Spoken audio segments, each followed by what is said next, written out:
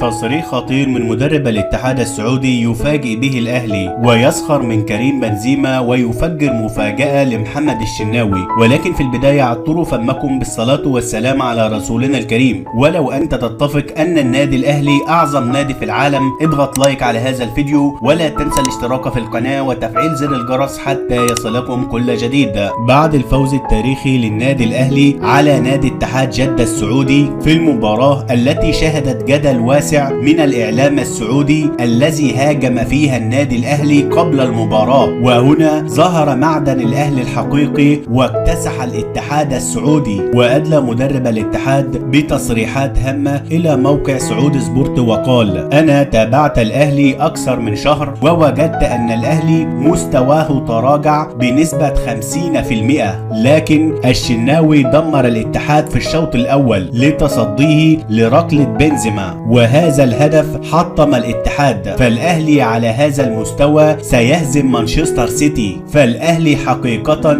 فريق عالمي ويستحق أن يفوز بكأس العالم للأندية. وهزمنا الاتحاد السعودي رغم أنف وليد الفراج. وفي النهاية، لو أنت عاشق ومحب القهوة الأهلوية، اضغط لايك على هذا الفيديو ولا تنسى الاشتراك في القناة وتفعيل زر الجرس حتى يصلكم كل جديد.